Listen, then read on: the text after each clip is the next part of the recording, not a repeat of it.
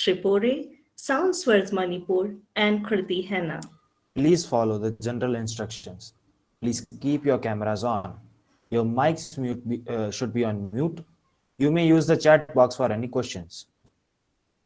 Team Newswire is the official news and media portal of IBS Hyderabad that works towards keeping its readers updated with news from all around the world, along with events happening around the premises. With our events, conclaves, and panel discussion, we bring practical knowledge to our community about corporate lives through taboo topics and events like Human Library.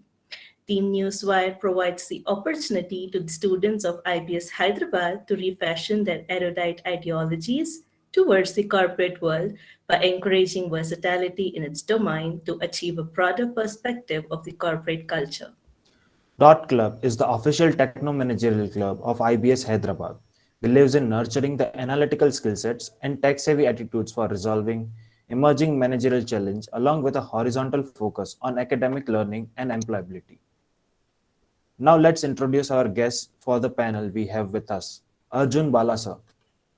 Mr. Arjun Bala sir is a patent agent with 16 years of experience in international patent protection and IP strategy, certified patent valuation analyst, founder and CEO of Metiage IP Strategy Consulting LLP.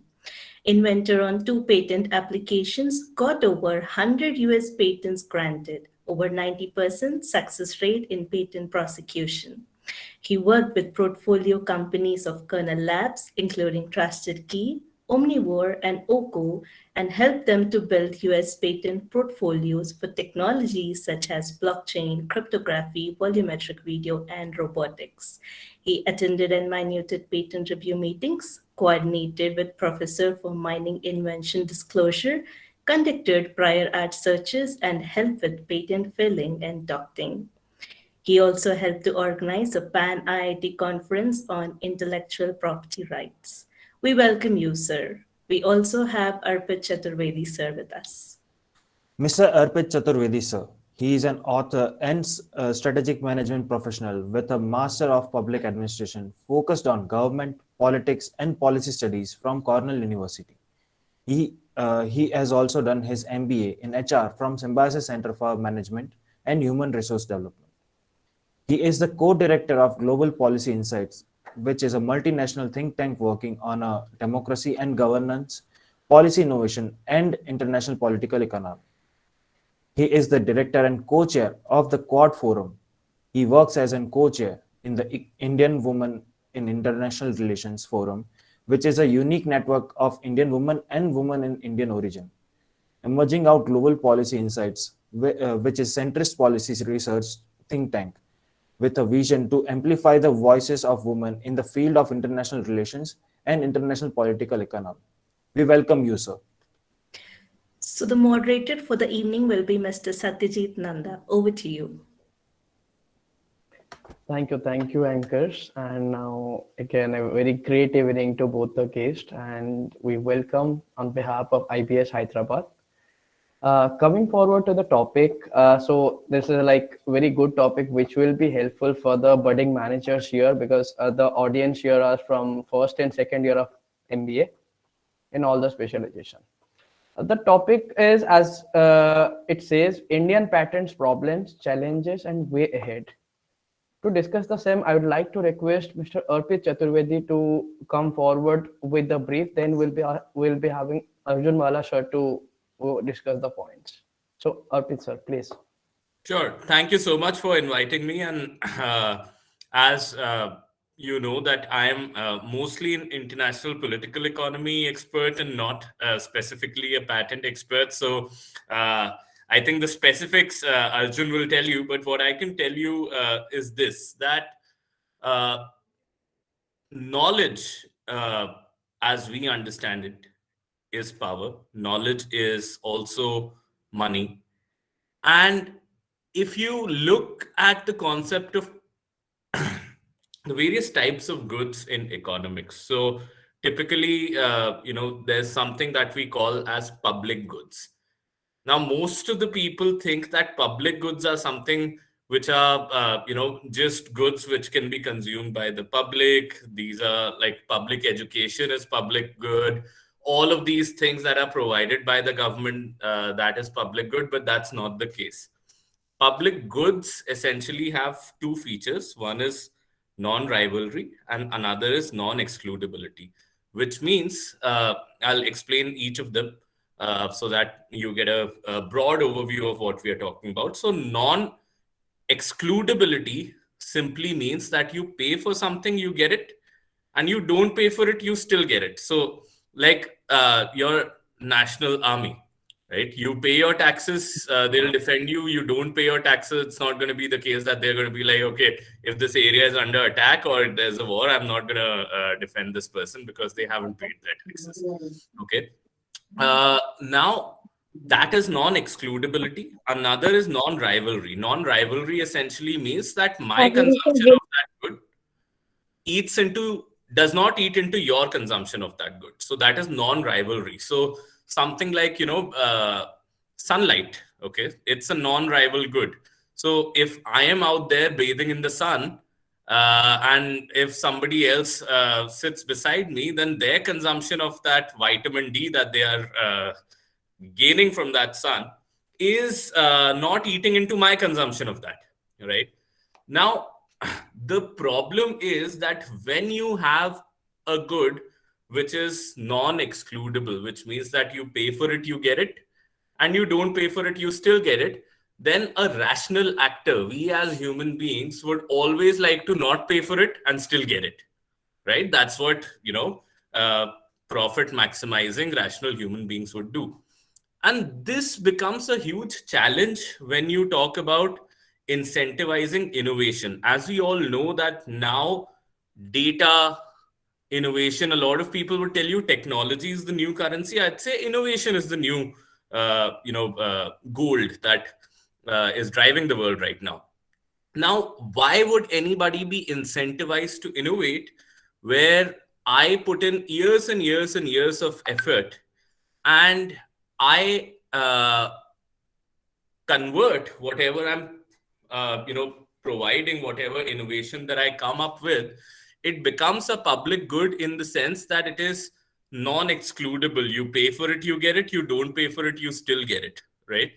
If that be the case, then I would hardly have any incentive to produce that good, right? And that's the reason why, especially for any economy which is based on innovation, which is based on technology, which is based on any of these things, they need these goods to, like knowledge as a good, to convert into a private good. Okay.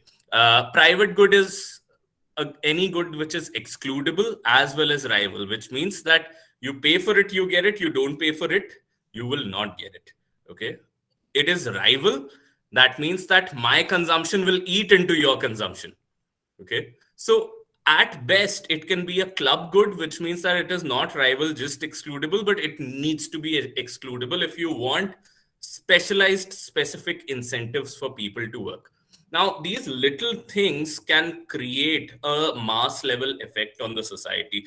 A little law, a little bit of a policy that ensures that people who are innovating get supernormal profits for their innovation will incentivize a lot of people in the society to obviously innovate. Okay. Now, that is one aspect of the theory. Another aspect of the theory is, and I used to be an ardent adherent of another aspect of the theory, which is that innovation and knowledge should be free.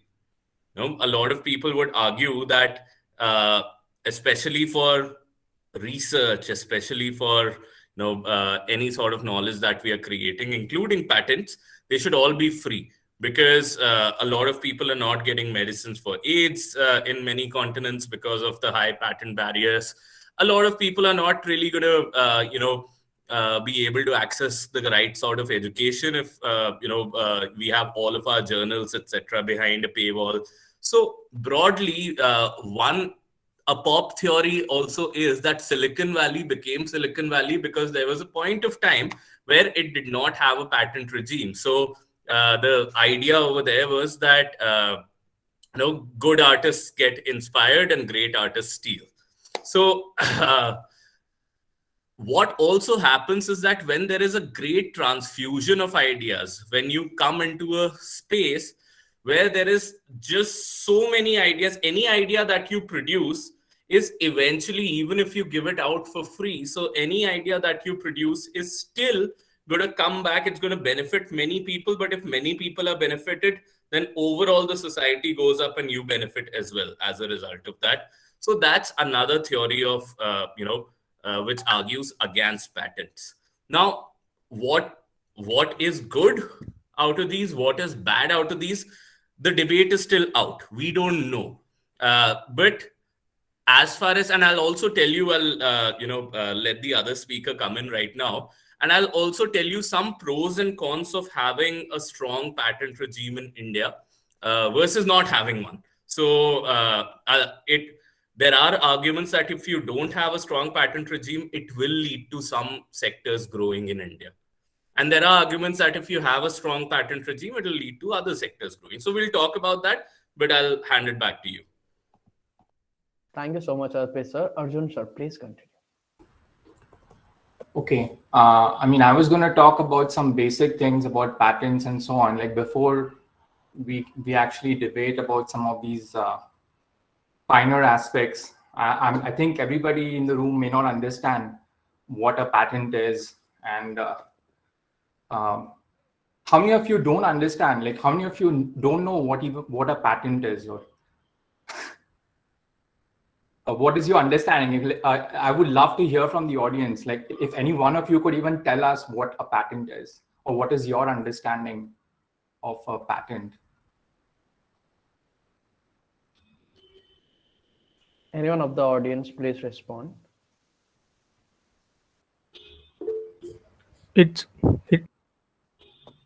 Yeah, someone's raised their hand. Yes, Hitesh, please continue. Then we'll be going to Jai Ganesh. Yeah, like patent, what I know is a type of a property which gives the owner its legit rights, like excluding others from the market to like use or recreate that particular idea. So people can just block their reserves to a particular thing, so that no one can steal their idea and can recreate or recounter their market about their product or any type of idea. So one thing that you mentioned is that a patent is an exclusive right. It's a right to exclude others from making, using, or selling your invention, right? A few more things that you need to understand is that a patent is given for an invention, and it has to satisfy certain criteria. So just because someone applies for a patent, it doesn't mean that they get it.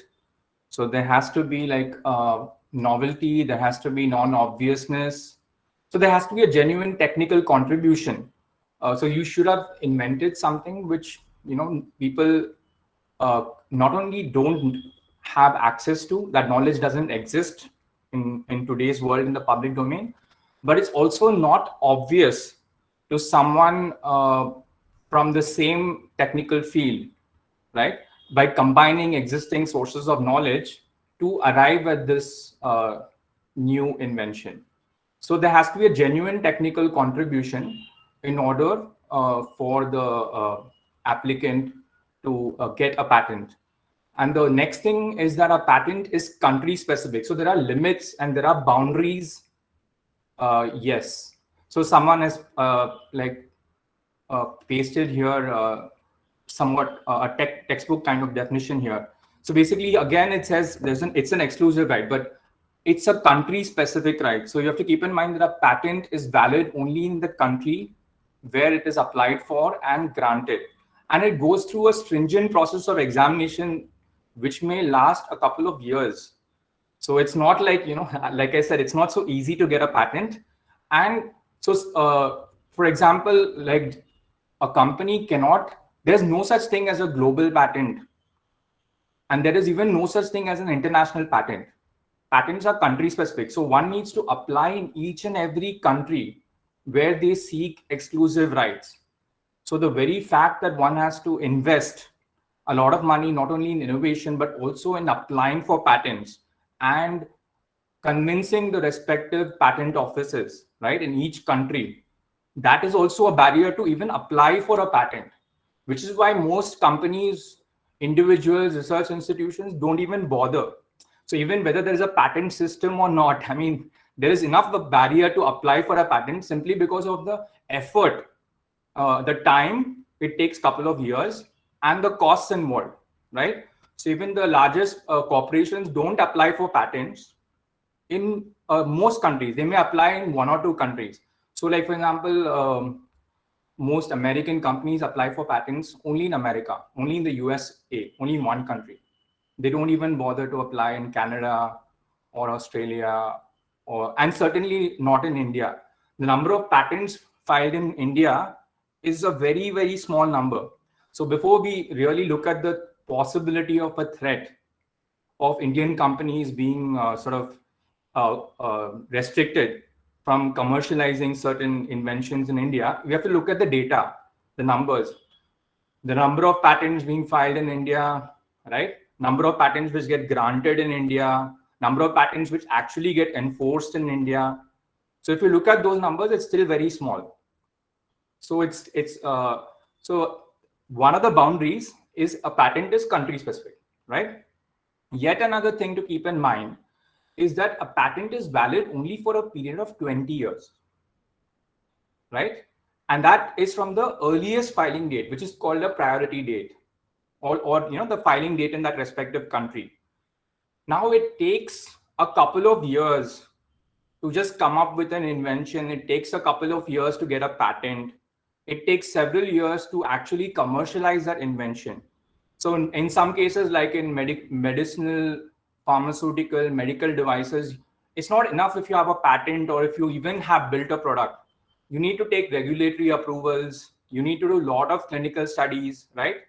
So it takes 5, in some industries, 10 years for an invention to actually reach the market, right? Whether there is a patent or not, it anyway takes that much time.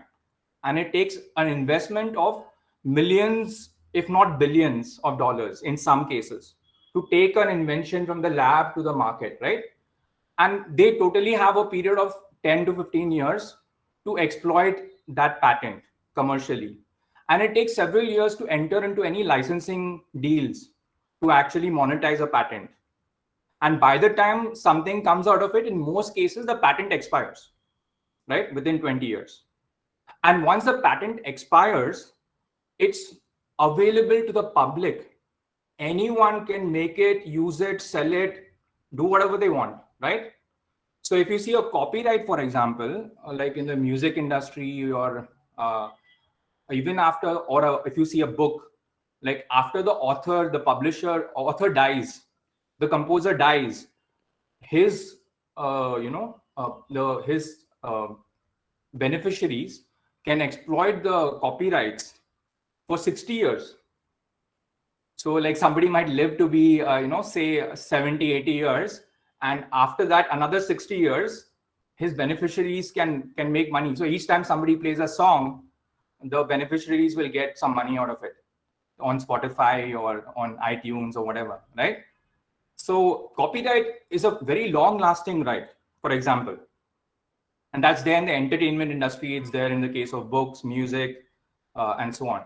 But a patent is valid only for 20 years, that too from the date of filing, right? So you have to understand that. So actually, the larger picture is that the patent owner has a very limited time window to make money from their invention. But once the 20-year period expires, the entire world can use it, make it, use it, sell it, right? And the other thing is that anyway, it's country specific. So like if suppose a company, typically most companies will file in one country. They will not file in 10, 20 countries. So there will be very few companies who will actually file in more than 5 countries even, right? So anyway, even if patent is being filed and granted, most of the world anyway has access to the information. And the good thing is that once you file a patent, it gets published. so that knowledge is actually available to the entire world for free. So you can use the knowledge, if for example, any patent, right? If you use the knowledge in a patent for research purposes, that is anyway allowed under any country's law. A patent cannot stop somebody from using the knowledge or the invention for research purposes, correct? Only when somebody starts making money for it, the patent owner says, give me some percentage of the money, that profit that you're making. But if people are using it for research, right, then a patent owner cannot stop you. The other thing is that in many countries, including and especially India, have limits on the possibility of using patents for monopoly, especially in the case of rare or life-saving medicines and things like that. So for example, the Indian Patents Act has a provision for compulsory licensing. Now, let's say normally also a patentee would like to license their patent to make money from it, right? Because no single company can capture an entire market. They may need help from other players, right, to capture the market. So they may be normally also interested in licensing their patent and making money from what other people are selling. But assuming the patentee says, no, I don't want to license this patent for my invention, right? And if the invention is it is there is some emergency, or it's a life-saving medicine, it's not available to the public who need it at a reasonable price. So then there is a provision in the Indian Patents Act called compulsory licensing, where any other company which is willing to take up manufacturing, they can apply for a compulsory license and they can be granted this compulsory license. This has already happened. There have been some instances in India where compulsory license has been granted. So that is a very rare scenario where some company is refusing to give a license and another company is willing to manufacture that invention, take it to the market. Then it's possible to take a compulsory license, right? And finally, if we talk about monopolies and things like that, I mean, the reason why companies like Google or Facebook or Apple today have monopoly, right? Maybe initially when they were startups, patents helped them to some extent, right? But today, the reason why they have monopoly is because of the number of users they already have, and the amount of time they already have, and the data they already have. They already know everything about all of you. So that is the reason why they have monopoly. It's very difficult for you to stop using your phone or to stop using Google or Facebook, because we do use these products for anything and everything, whether it's maps or shopping or even looking at YouTube or whatever, right? So these products have become so ubiquitous, and they capture so much of our data and our time.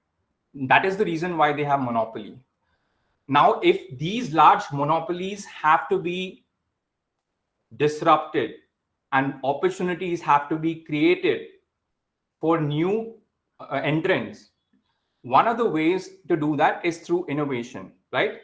Now, if say a startup company wants to disrupt a large company like a Google or a Microsoft or an Apple, or to some extent, they can't completely disrupt them. They can at least try to disrupt in one specific segment, right? Now, how will that startup company even get off the ground? So one of the things, as you may be knowing, a startup company needs to get off the ground is funding. You need funding for research. You need funding to build a team, right?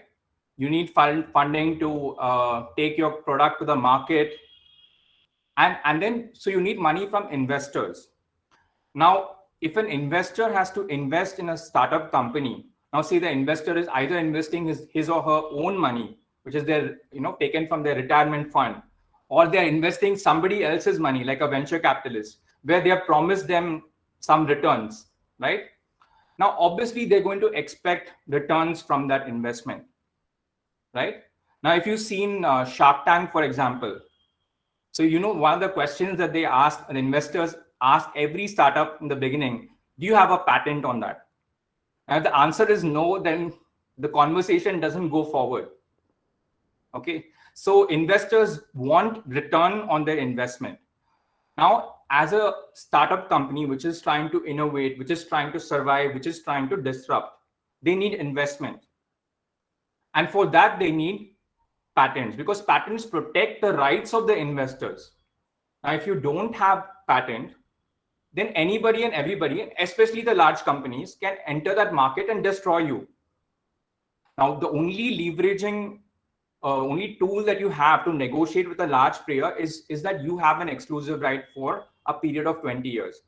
Now, that is the reason why startups even are acquired by larger companies, because they want to not only take advantage of the startups market penetration, their customers and so on, but they also want their IP, their patents, so that the large company can enter that market and also stop their competitors, which are other large companies, from capturing that market.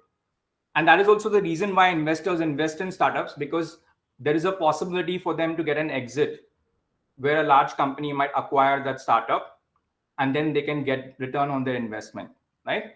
So if you look at today's startup ecosystem, particularly in India, it's absolutely critical that the startups not only innovate, but also get patents so that they can get funding and they can take their invention towards commercialization.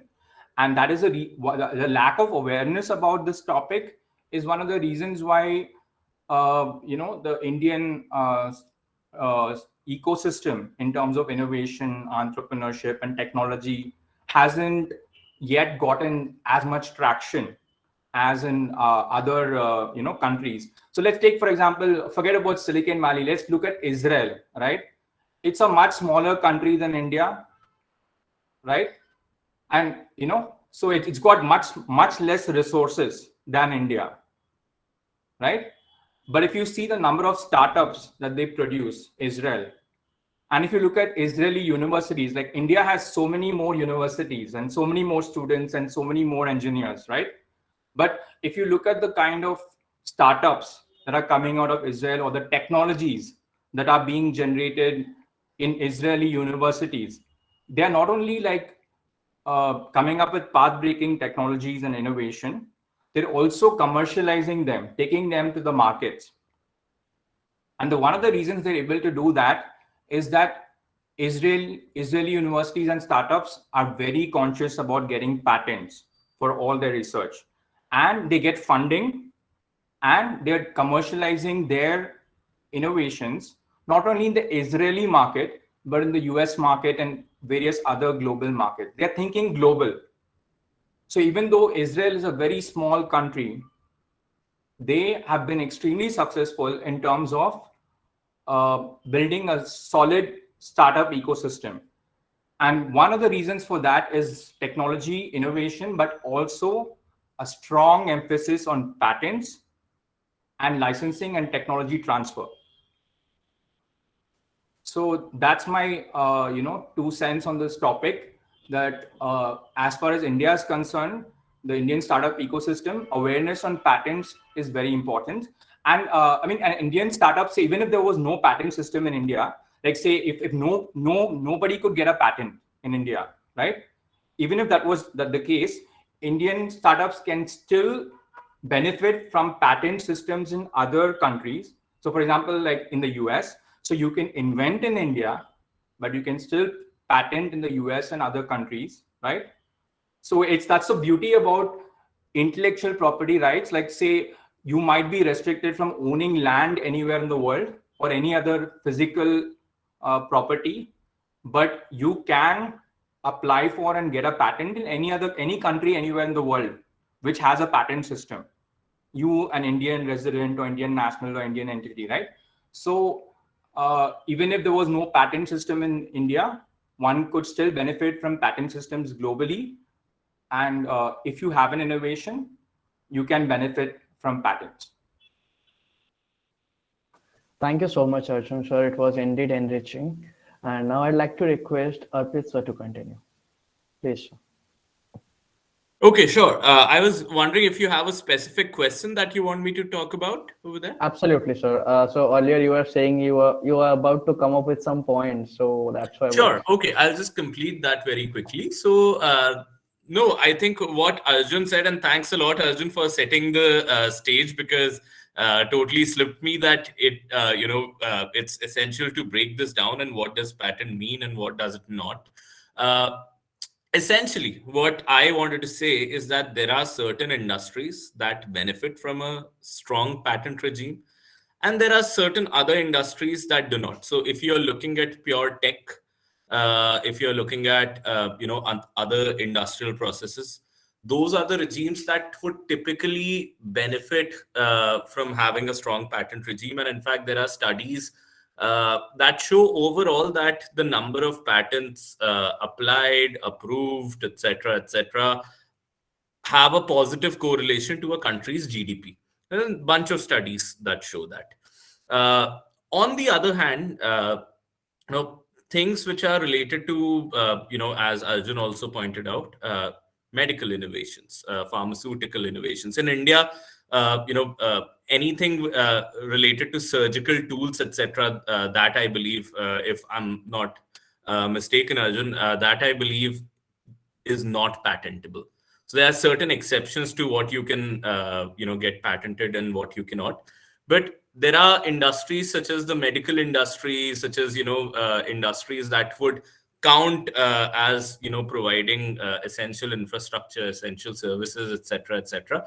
And in those cases, patents can become a barrier. You might remember recently with COVID vaccines, etc., under the TRIPS agreement, the trade-related aspects of intellectual property rights agreement, to which India is a signatory, as India is part of the World Trade Organization. There was a lot of hullabaloo about AstraZeneca and Pfizer and all of these saying that do not give a waiver to commercializing those vaccines. And what also happened at that point of time was, in WTO, they create. Even Bill Gates was like, don't give a waiver to all of these, because even if developing countries were producing it on their own, they would not be able to do that, according to Bill Gates, which we prove him wrong in many ways. They would not be able to do that because all the expertise, all the finances, etc., are anyway coming from the developed countries. So there's no need for doing that broadly. And the system at WTO, which was designed in a way that all of the signatory countries had to say yes for the waiver. Even if one country said no, that would be counted as a veto for the whole thing. But thankfully enough, the agreement took place, and with COVID, you were able to, what do you say, produce vaccines in various other countries. But at the same time, what I want to say is that it is extremely industry specific, that certain industries would benefit. And then in certain industries, from a governance perspective, you will have to put in certain exceptions that, okay, these are some of the things that you would not, render patentable. So that is just my brief overview on how do you make those decisions. So you take, eventually a government is looking at, the overall public good. So it's on the one hand trying to boost up its GDP. On the other hand, it's also trying to ensure that, that GDP boost is not at the cost of an overall, well-being of the public, which eventually will bring down the GDP as we see it. So yeah, that's it from my side on this. But back to you.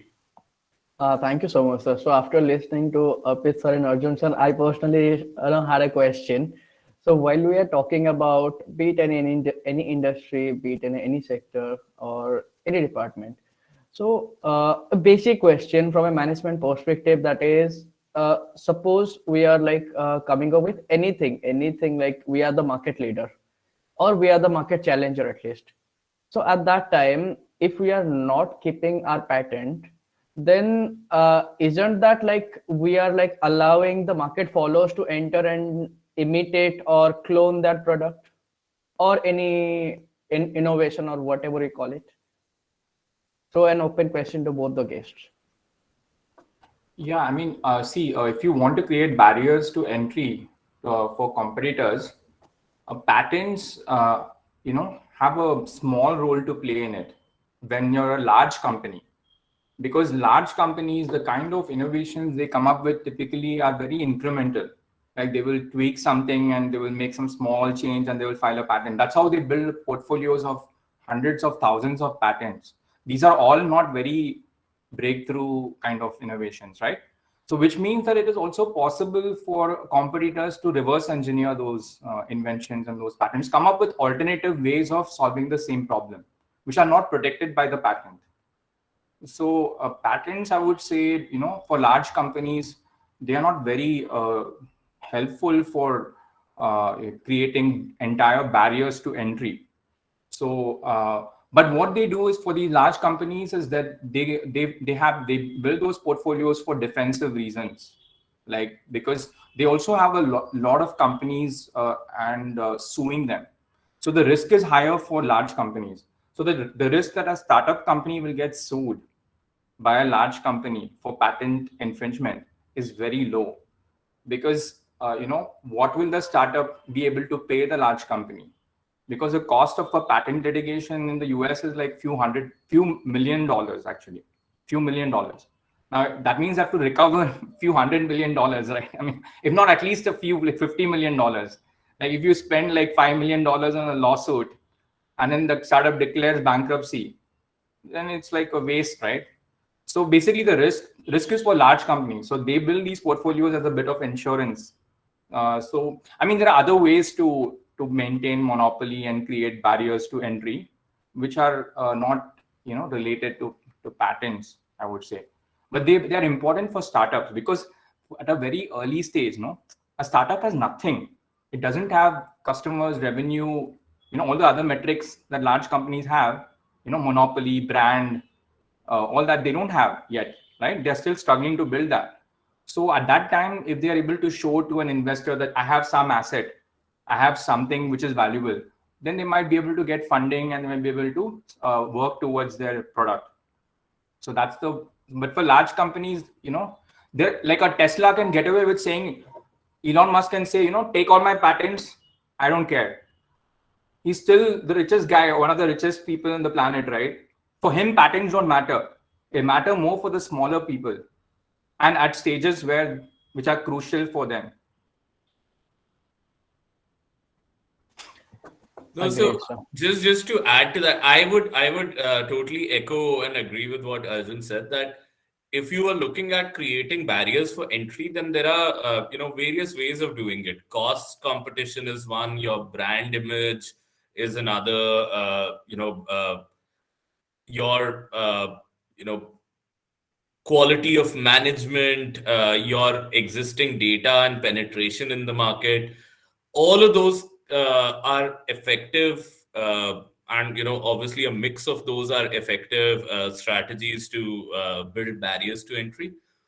And as Arjun really said, that patents in certain cases may play some role, but then it's not as if it's the only way to create a barrier for entry. And even as a method to create a barrier for entry, it's a feeble one, especially for established large companies. So yeah. Thank you so much, both the guests. No, as far as monopoly is concerned, right? Like for example, look at in India. Let's look at which are some of the monopolies, right? Like in the edtech space, you might have heard about some of the big players, right? Yeah. So they don't have any patents, but then it's very hard for a startup company to come and start, capturing the edtech market, right? So because they have come up with other strategies, it could be acquisitions, it could be their selling and marketing strategies. There's right? So many things. So many other ways that they have built exclusivity without owning any patents. Zero patents. Absolutely. Sir, on that note, while we are talking about EdTech, isn't it more into software development and the technology aspect? But the patent will be more reserved while we are talking about innovation in terms of knowledge. Suppose they are making a case study. So that needs to be like, there they need a That patent cannot be rather patented, really, right? The case study in itself cannot be patented. something new if they are coming up. Suppose the very innovative work they are coming up with a new data set and a very good research. No, so again, that comes under the realm of copyright more than patent, because it's got to do with a process, it's got to do with a product, etc. Arjun is obviously the expert on the exact requirements. But then what you're talking about, like I operate in the research world, and if I'm producing a research, you cannot patent the research, really. So those are two extremely different concepts right there. Correct. Right. So patents would be applicable for it's easier to understand in the case of some physical products like mechanical inventions or in the case of food or drugs, medicines or medical devices. Right. It's easier to understand cars, electronics. Right. In the case of software, it's a bit of a fine thing. So, but there has to be a technical contribution to patent something which is implemented in software. So an example of that would be like something involving maybe artificial intelligence or IoT or some software, but it's applied in combination with the hardware like a robot or some sensors, things like that, connected devices, right? That too in a very unique way, right? Yeah. So it's not so easy. Like you just come up with something new, it's not sufficient to get a patent. It has to be not obvious to a person of skill, or at least average or more skill in the same technical field, given that that person has got access to all the public domain information and patents, publications, everything, right?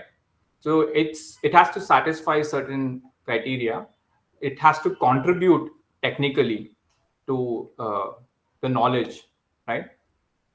So, yeah. Thank you, Arjun, Sharon, Arpit, sir.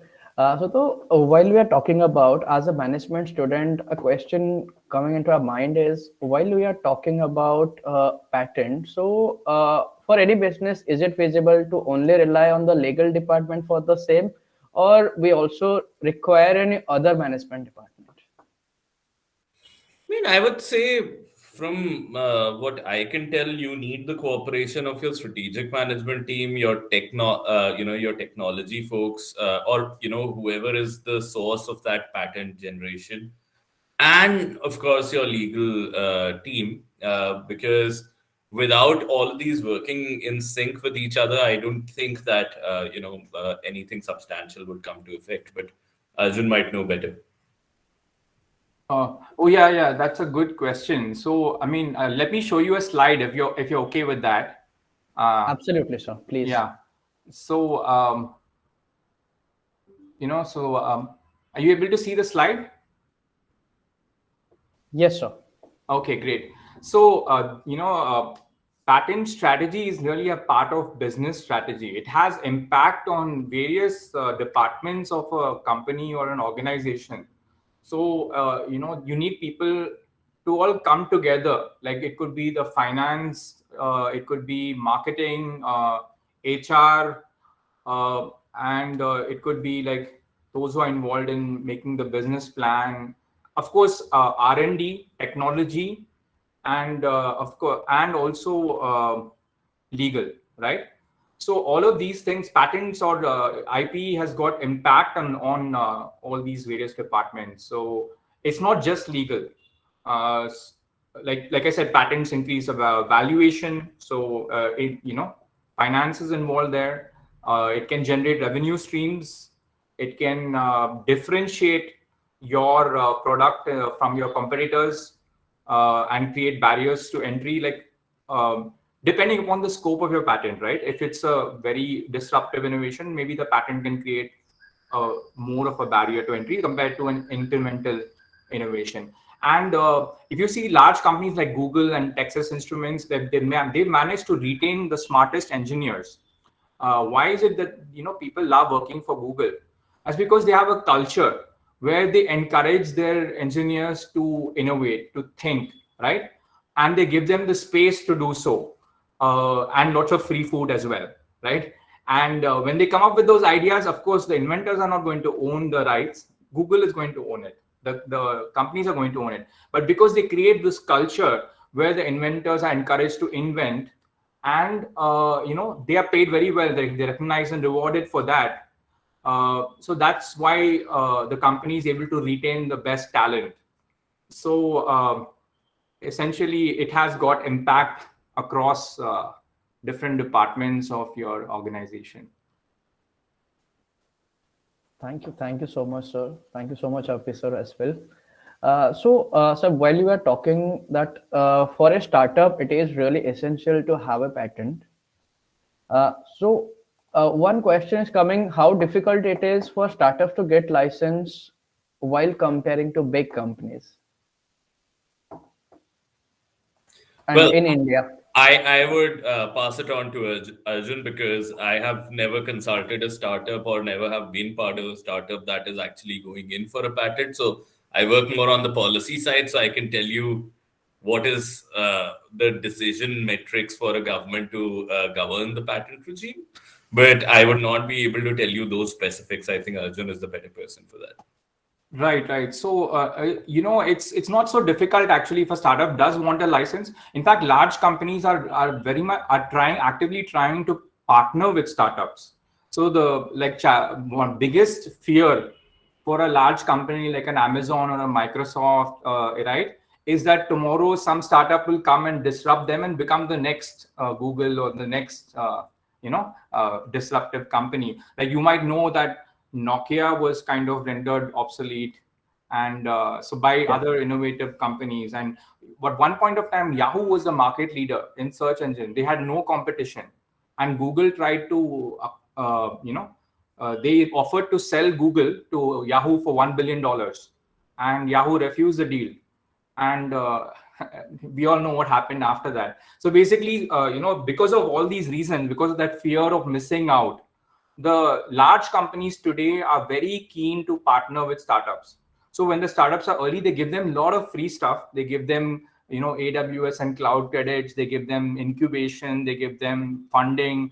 So every corporate has a funding arm. Every corporate has an accelerator program where they partner with startups, and they give them access to their technologies, their platforms, their resources, everything, right?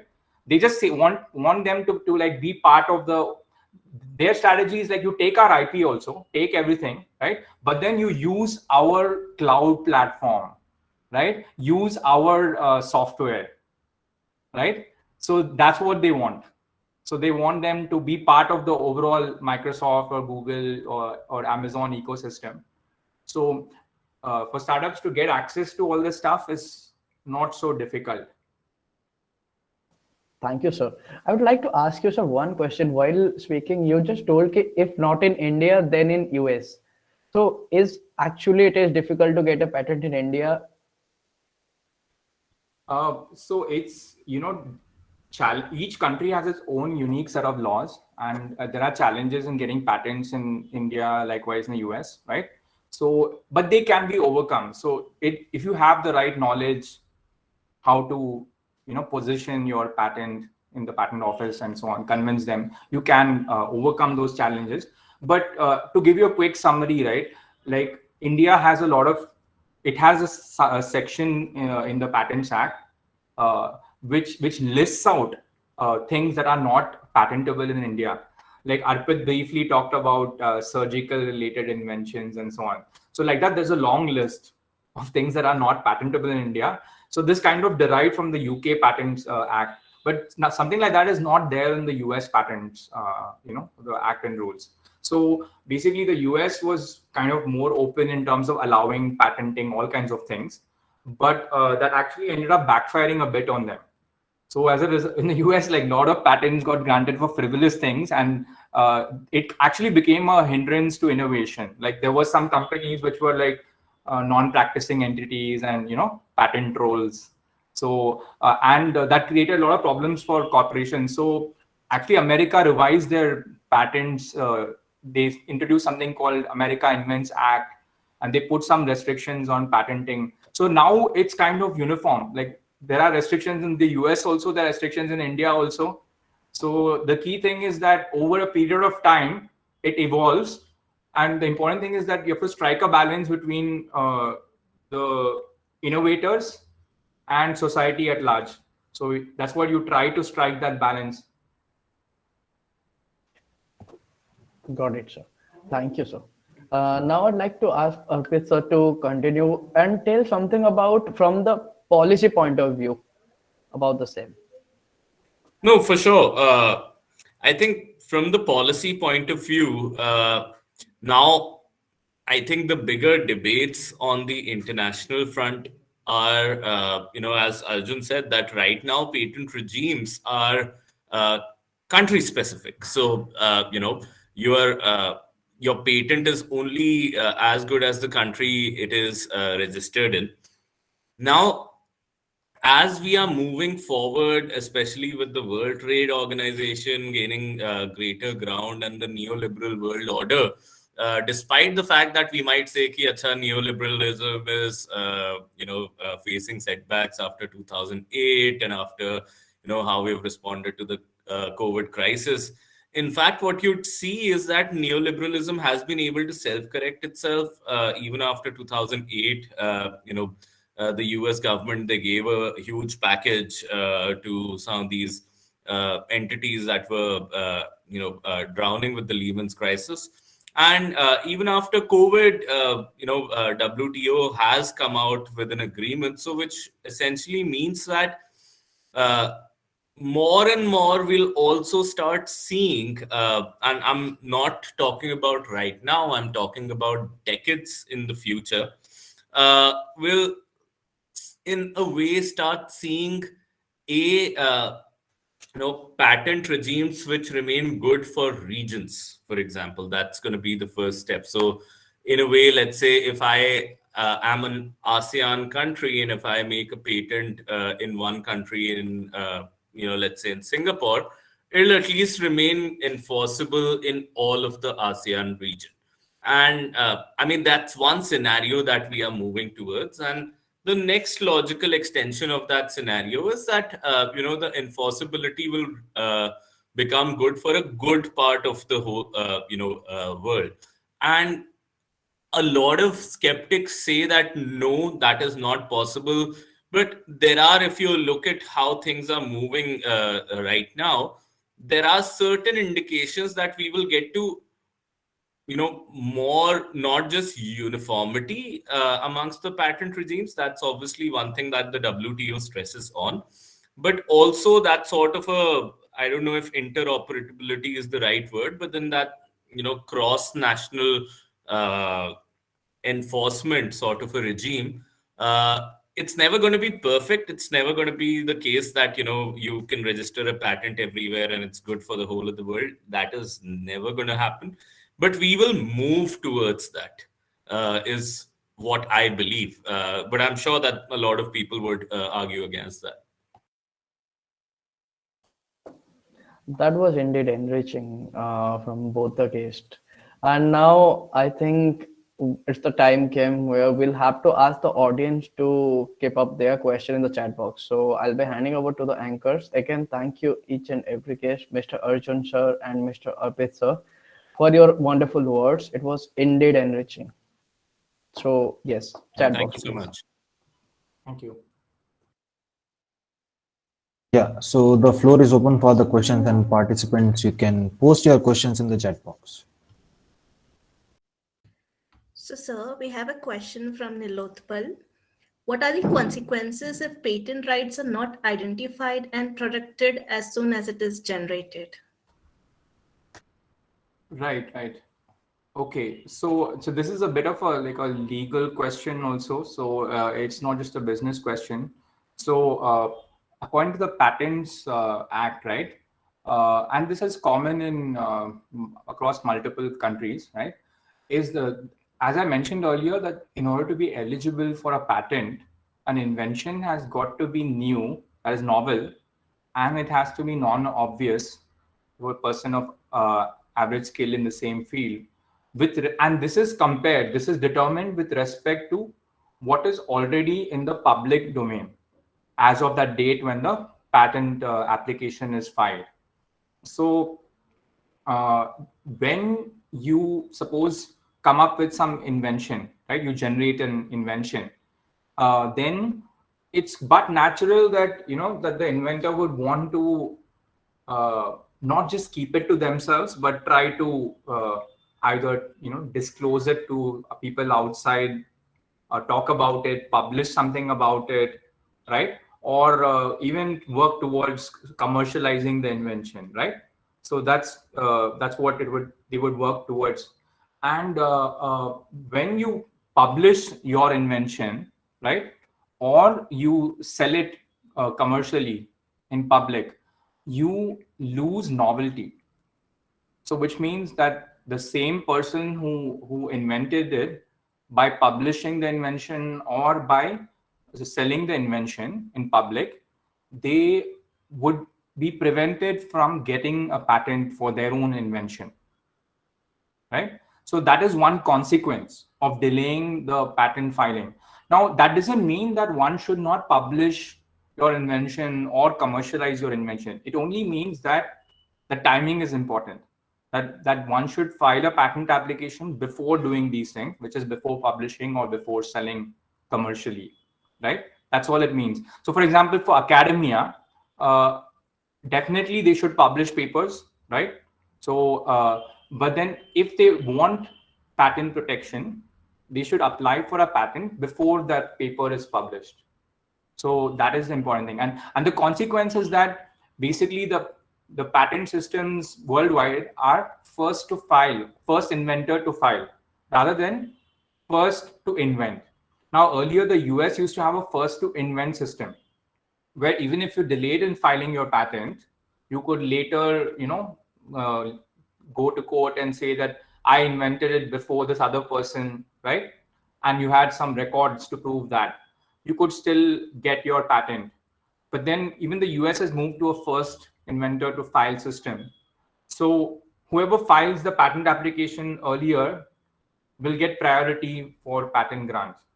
So if you delay in filing your patent and somebody else comes up with the same idea and they file before you, then their patent will become prior art for your application, and they may get the patent and your application may get refused. So that is the consequence. Thank you, sir. Arpit, sir, would you like to add on to this? Well, I think much of this has already been covered, but I would just briefly comment on this. That the question says that if patent rights are not identified and protected as soon as it is generated, I think on a large scale societal level, if they are not identified and protected as soon as they are generated, as Arjun said, there's a huge chance of leakages, there's huge chance of greater litigation, which means that a lot of money, in any case, there's a lot of money being spent around patent related issues, but then it'll just, instead of all of that money being focused on innovation and getting the right person to benefit out of it, if there are leakages, then you as a society, if you look at the macro scale, are focusing all of your resources and all of your energies to something which is not really contributing to your global competitiveness. Like, no country has had a strategic advantage because they have extraordinary lawyers and a lot of litigation at the end of the day. Yeah. Thank you, sir. So we have one more question from Pratik Ranjan. In what way can government help companies during the whole process of initial filing date to getting accepted to the market? No, I think this is a great question that I can, briefly touch upon. And the government can do a lot. The government can, first of all, I believe, create a culture. And I think that that's one great difference between the US and us over here, that we don't have that sort of a active culture in patent filing. And then we also think about patent filing as something which is extremely onerous, which it is over here, of course. But we've think that, this is a process which is just not worth it. It takes so much to file a patent. It takes so much to get a patent approved, etc., etc. While on the other hand, in the US, you'd see kids left, right, and center just at least filing for patents, even for things that you would hear and you'd be like, does it really need a patent? I mean, would it ever qualify for a patent? And the I think seed for innovations are there when you can cultivate that sort of a culture, first of all. Then secondly, how do you even cultivate that culture beyond educating the people, beyond incentivizing startups, etc., to file for more patents, etc.? It is important that you make the process, you rationalize the process, you make the process a little easier. Already, I mean, you could do all of those online, but there are just too many hoops to jump in order to even do a basic filing. And there, I think, the US and probably EU, I don't know much about EU on this, but the US certainly has an advantage over us, where just the whole process of filing the patent is extremely, extremely user friendly. And then there's a lot of cultural awareness and a lot of initiative of filing those patents. And I think government, with the right sort of communication, with the right sort of process design, with the right sort of incentives, can promote the overall patent regime.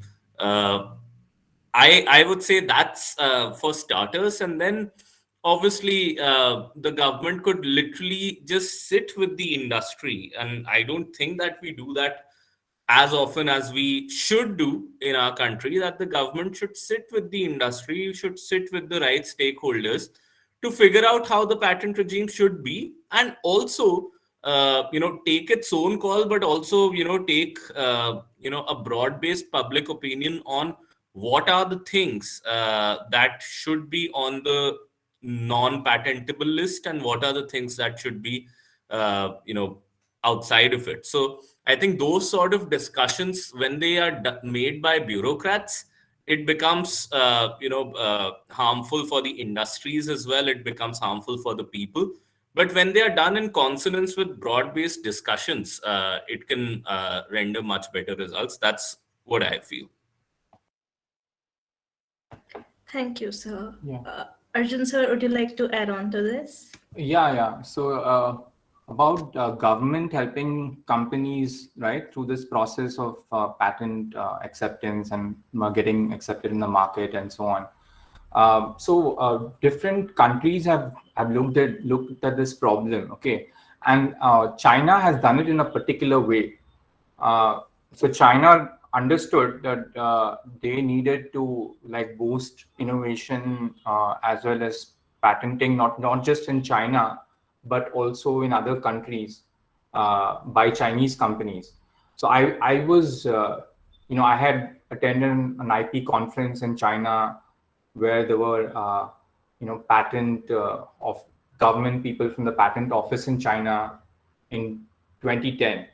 So that was a time when China was just kind of focusing on building their patent system and also incentivizing patents in China. And they actually gave this patent subsidy where they said that small and medium enterprises can just go and file patents not only in China but outside other countries, and the Chinese government would fund those things or reimburse those costs. That's a brilliant move, yeah. So the China went and did that, and then that's not the only reason I would say, but definitely it gave a big push. And now the number of patents filed in China is more than in any country's patent office anywhere in the world, including the US. So that is what the situation is today. The Chinese patent office receives highest number of patent applications, and it's not, unlike that. I'll tell you the difference between China and India. In China, 80-90% of the patent applications filed in the Chinese patent office are by Chinese companies, not by foreign companies. But in India, 80% of the patents filed in the Indian patent office are by foreign companies. So that's the difference. So which means that in terms of quantity as well as in terms of percentage, Chinese companies have really gone ahead in a very big way. Now, whether that has really helped for China, we have to see the impact, So probably not so much. There are a few companies like Huawei which have gone ahead and actually built solid innovation as well as patent portfolios, Chinese companies. But still, many others haven't reached that scale globally. So it may not have worked so much because of emphasis not just on quantity, but quality has to be there of innovation, right? So Indian government has started this process. So one of the things that the Indian government has done is you might have heard about Startup India. So you can just search Startup India on Google, the startupindia.gov.in. So they're giving a bunch of incentives to startups. One of the things they're doing is that they've given discounts on patent office fees to startups for the government fees. The second thing they have done is that they are saying that, okay, if you are a startup, you're registered with DIPP, right?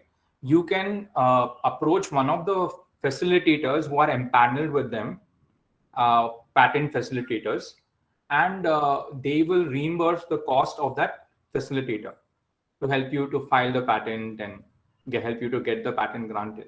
Which means that the startup doesn't need to spend money on the patenting cost apart from the government fee. So that is one of the things that the government has launched. So that is one way the central government is trying to help, especially startups, to get the patents, right? But there's another approach also which some of the state governments have taken. So for example, Kerala, Karnataka, and now other states have started, Telangana, Maharashtra, they started, right? So Karnataka has been doing it for a while now. So Karnataka government gives a reimbursement on overall patent costs. So say if you were to apply for a patent in India, from the filing to grant, the total cost, Karnataka government is ready to reimburse up to rupees 2 lakhs for one patent.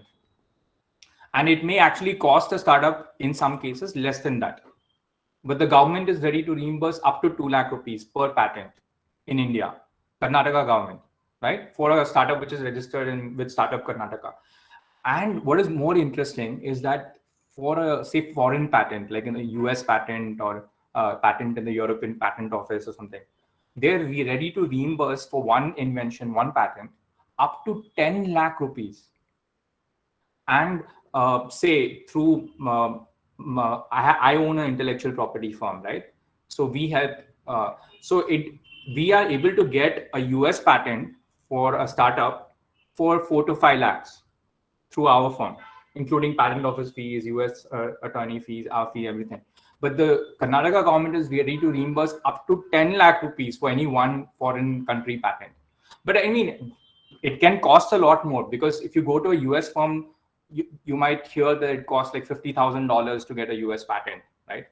Which is a lot more than what I'm telling you, which is like $5,000 to $7,000 for a US patent. So, but yeah, so government is actually, there are governments and there are schemes, they are trying to help. And let's see, I mean, if this encourages startups to avail of them, and it encourages quality, not just quantity, which is very important when it comes to innovation. I think if I can just add to this in terms of encouraging quality and encouraging startups over there, one particular strategy could be, and it's an experimental idea, of course, informed by behavioral economics, that you give a conditional grant to startups for filing patents.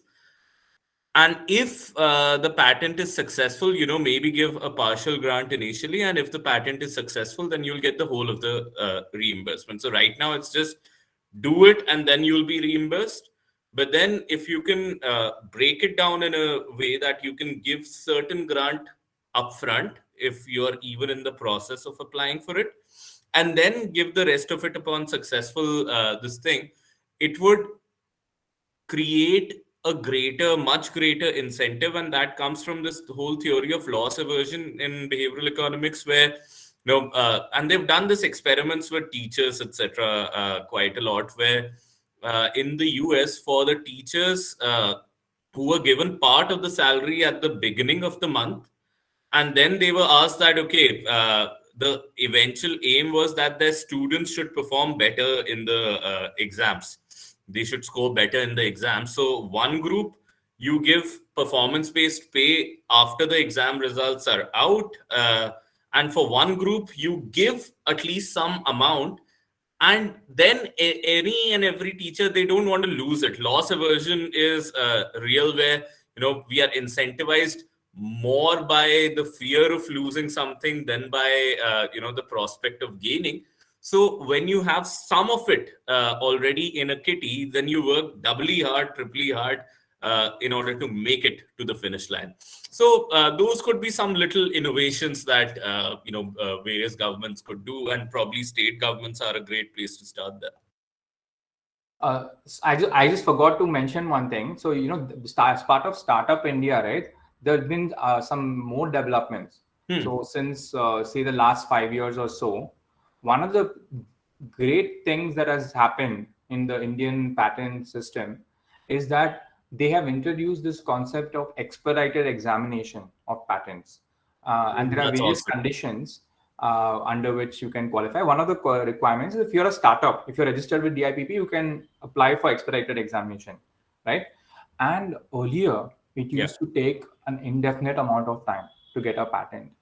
So and for people who are worried about monopoly and all, it used to take more than 10 years, even in some cases, to get a patent. And the overall term is only 20 years or whatever it takes. So anyway, but then what has happened now, since this expedited examination, it has been possible to get a patent in India within a year. That's amazing. Yeah, it's a game changer. So, I mean, I've been in this profession since 2005. And it took me like a very long time before I could see a single patent being granted. Yeah. But in the last couple of years, patents are getting granted left, right, and center. So if you follow my company's LinkedIn page, we are posting a new patent certificate every day, like because that many patents are getting granted. So really, then that is because what's your company's LinkedIn page again? Sure, I'll post the link. Yeah, if you could just post it over there. Yeah. So yeah, I mean, that's a good thing that the Indian government has done with that expedited examination thing. That is really working out well. So they have helped. I think there's another question over there. I think Arjun, you might be in a better position to answer that. Yeah. So I didn't understand this question really very. So a patent cliff, I think, is when the patent term is over, right? The 20-year period expires. So then the patent cliff happens. So like a company might have been making a lot of money, and then once the patent expires, then the generics or the other companies can enter, right? So that eats into their margins. So yeah, I mean, a lot of planning occurs. I mean, especially in the pharmaceutical industry, it's a big thing, right? So they need to figure out another way to make money, because the patent is going to be off and other people are going to do exactly the same thing. So the prices are going to drop very significantly. So I mean, how can it be resolved? I mean, I'm not an expert on overall management and stuff, but I would say that the way to overcome patent cliff for a company is to constantly innovate. So I'm not saying you should evergreen. So there was something about evergreening, some discussions happened where, this was a strategy that companies used to adopt, where they would like keep filing patents for incremental innovations every 1 or 2 years. Like after filing a first patent, then one year later, they'll file another patent, which is a small improvement, and they would keep filing like that. So even after the 20-year period, they would still have other patents which would be alive, which could extend their monopoly. But one of the things the Indian Patent Act did to prevent evergreening, right, is they introduced some sections like especially in pharmaceuticals, like a mere new form of an existing substance, a mere new use of an existing substance is not patentable. So like someone said that, okay, I came up with this drug, but it was used so far for treating headache. Now, if I want to treat it for cardiovascular disease, I can get a new patent for that, right? So companies were doing that, or they would say that, I have this, one particular isomer, I make a different isomer, and I get a new patent for that, right? Right. So these things are not patentable in India. So that is not possible. So they need to really innovate in order to be eligible for a new patent, which can, extend their competitive advantage. So that's how constant innovation. There's no shortcut. So you need to actually innovate to stay ahead of the competition. Absolutely. So we don't have any other questions. Thank you, sir. I, Pranjal, on behalf of Team Newswire and Dot Club, extend our gratitude to esteemed guests Mr. Arjun Bala sir and Mr. Arpit Chaturvedi sir for gracing us with their presence. Your experience and knowledge have given us some major insights into how rejections can open paths for success. Once again, we would like to thank our Faculty Dean Academics, IBS Hyderabad, CS Shailajan sir, Student Activity Coordinator Madhvi ma'am, HOD of Operations and IT and Area Coordinator Samedeep Chakraborty sir, Mentor of Team Newswire Asha Binuraj ma'am, and Mentor of Dot Club Krishna Dat Sinha sir. We would like to thank our sponsors Cherry Blossoms, ClickoCart, Crick Academy, Cultural Legions, D Gamers, Filter Beans, 4Vision, Henry Harbin, QI Media, QI Tech, Story Network, Tripori, Soundsworth Manipur, Kriti Hannah. Also, a huge thanks to the entire senior and junior team for making this event a successful one. I, Pujita, along with my co-host Pranjal, signing off. Thank you, everyone, and have a good night. And Thank thank you, you everybody. both Arjun sir and Arpit sir. Hey, thank you so much. It was great interacting with all of you, and Arpit, wonderful. Let's stay in touch. Likewise, I posted my company's LinkedIn page as well as my company's website. Do check it out, and I would love to hear from all of you. Any more questions? Also, you can reach out. So, love to continue the discussion. Thanks so much. Definitely, sir. We'd love to connect to you. Thank you so much for coming. Have a great weekend, sir. My pleasure. Thank you so much. I've also pasted my LinkedIn page as well over here. Yes, so sir. looking I forward to already- connecting with you. All right. Bye-bye. Definitely, sir. Have a great Thank you. weekend. Bye-bye. Bye. Take care.